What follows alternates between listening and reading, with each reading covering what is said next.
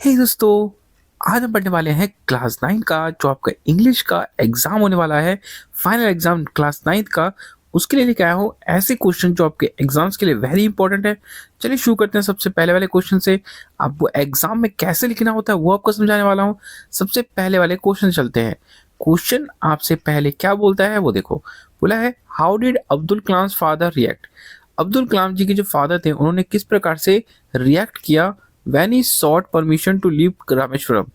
जब अब्दुल कलाम जी ने परमिशन मांगा रामेश्वरम को छोड़ने का, रामेश्वरम उस जगह को छोड़ने का, ताकि वो आगे की पढ़ाई कर सके। ठीक है, तो देखो इसका आंसर क्या होगा। Abdul Kalam father was not agree. Abdul Kalam ji के जो फादर थे वो गुस्सा नहीं हुए। When he asked for the permission to leave Rameswaram, जब उन्हें परमिशन मांगी रामेश्वरम को छोड़ने के लिए फॉर हायर स्टडी, ताकि वो आगे की पढ़ाई कर सके। Instead, he support him and said the parents should not stop children from learning and growing. उन्होंने यहाँ तक कि ना अपने बेटे को सपोर्ट किया और उन्होंने ये कहा कि माता पिता को कभी बच्चों को रोकना नहीं चाहिए आगे पढ़ने से और आगे बढ़ने से। ठीक है, इस तरह से आपसे क्वेश्चन एग्जाम में पूछे जाते हैं। ठीक है, अगला क्वेश्चन आपसे पूछा गया है, what doubt did poet have in the poem. Poet को किस बात का डाउट है। द रोड नॉट टेकन, आपने पोएम पढ़ा होगा रोड नॉट टेकन का। Did arrive at an decision, क्या पोएट जो है किसी फैसले पे आया, एंड आया तो क्यों और क्यों नहीं। ठीक है, in the poem, in the road not taken, the poet was confuse about which road to take. इस पोएम में क्या था कि जो पोएट था ना इस बात के लिए कंफ्यूज है कि उसे कौन सा रोड लेना चाहिए। He choose one but wondered if he would ever get a chance to walk to on the another. कहने का मतलब ये है कि वो इस बात के लिए क्या है, वंडर्ड है। वंडर्ड मतलब हैरान है, इधर से सोच में पड़ गया है कि अगर वो एक एक रोड को चुन लेता है, ठीक है यहाँ पे, तो क्या दूसरे रोड पे उसको चलने का कभी मौका मिलेगा या नहीं मिलेगा। ही न्यू दैट, वो जानता है कि his choice would affect his future. जो वो चूज करेगा ना वो उसके फ्यूचर पे क्या करेगा, अफेक्ट डालेगा। ठीक है यहाँ पे, ये था आपका सेकंड क्वेश्चन, इंपॉर्टेंट क्वेश्चन। ध्यान से देखिएगा तीसरा क्वेश्चन क्या बोलता है। क्वेश्चन ये है, even the mechanical teacher are not perfect. Mechanical teachers होते ना वो परफेक्ट नहीं होते। Give an example for the story the fun they had. हमें एक एग्जाम्पल देना है कि ये बात सच है। ठीक है, तो इसका आंसर होगा देखो, फन दे हैड में मार्गी के जो मैकेनिकल टीचर थे वॉज नॉट परफेक्ट, वो परफेक्ट नहीं थे। बिकॉज क्योंकि it were it setting were too wrong. उसकी जो सेटिंग थी ना उस मैकेनिकल टीचर की सेटिंग वो खराब थी। The geography lesson were too hard, जो ज्योग्राफी का लेसन था ना वो बहुत ही हार्ड था। And man had to fix them, और किसी मैकेनिक को आना पड़ा उसको ठीक करने के लिए। तो ये this show that the even machines can make mistake. ये घटना क्या दिखाती है कि मशीन भी क्या कर सकती है, वो मिस्टेक्स कर सकती है। ठीक है, फोर्थ नंबर का क्वेश्चन आपसे क्या बोला गया, देखो यहाँ पे फोर्थ नंबर क्वेश्चन बोलता है, दे कांट हैंग मी ट्वाइस। वो मुझे दो बार फांसी पे लटका नहीं सकते। वो सेड दिस, किसने ये कहा, और टू वुम, और किसको कहा, इफ आई वर यू, अगर मैं तुम हूँ। What did the speaker mean, speaker का मतलब क्या है। आपने स्टोरी पढ़ा होगा if I were you.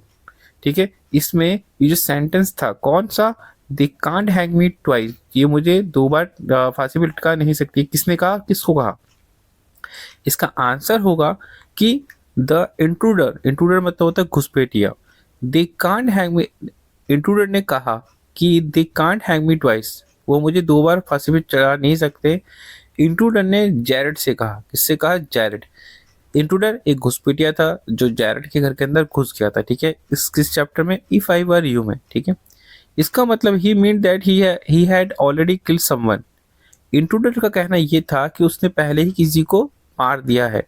So even if he committed another crime, अगर वो फिर से क्राइम करता है, he would not be punished twice, तो उसको दो बार सजा नहीं मिलेगी, उसे एक ही बार सजा मिलेगी। ठीक है, अगला क्वेश्चन जो आपका इंपॉर्टेंट है, देखो यहाँ पे क्वेश्चन ये बोलता है, why did saint Peter curse the women. जो सेंट पीटर था ना उन्होंने वुमन को, उस औरत को श्राप क्यों देता है। कर्स मतलब होता है श्राप। In the poem of the legend of the northland, जो पोएम का नाम क्या है, a legend of the northland में। ठीक है, तो देखो saint Peter curse the women, saint Peter ने कर्स यानी श्राप दिया था वुमेन को और लेजेंड ऑफ नॉर्थलैंड में, बिकॉज क्योंकि शी वॉज सेल्फिश, जो औरत थी ना बहुत ज़्यादा सेल्फिश थी।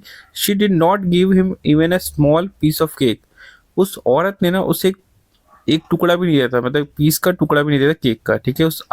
उस औरत ने सेंट पीटर को एक केक का टुकड़ा तक नहीं दिया। सो एज अ पनिशमेंट, इसलिए पनिशमेंट में ही turn into the woodpecker to search her food.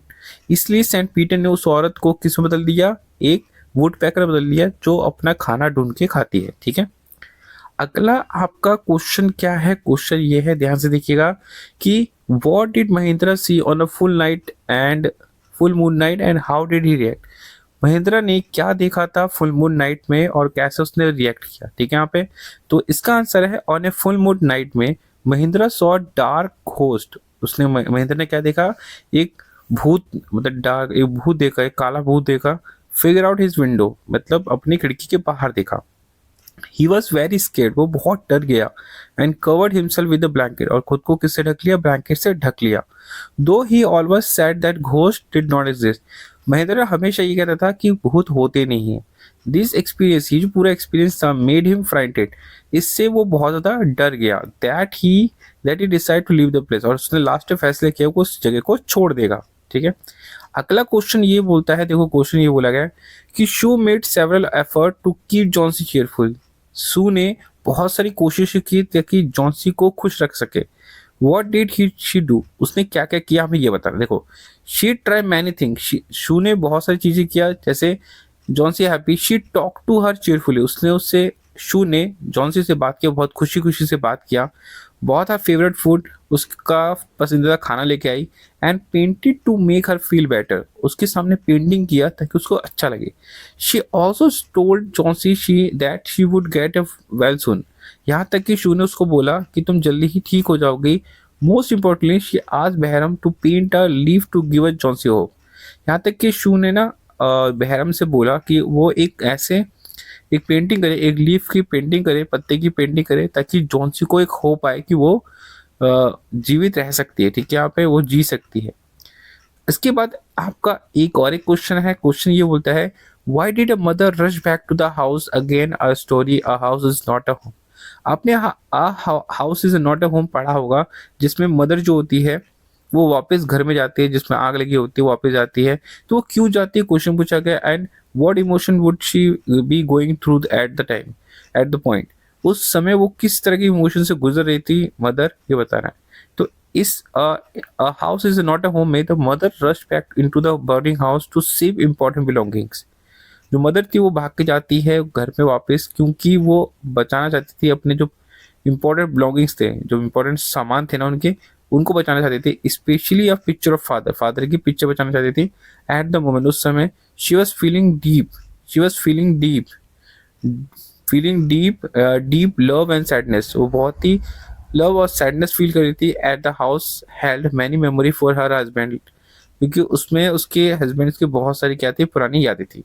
तो दोस्तों मैंने आपको समझाया इंपॉर्टेंट क्वेश्चन जो आपके एग्जाम्स के लिए वेरी इंपॉर्टेंट है। तो एग्जाम से पहले एक बार आपको ये याद करके जाना चाहिए, ताकि आपके एग्जाम्स में ना आपको दिक्कत ना हो, ठीक है। और अभी के लिए थैंक्स फॉर वॉचिंग।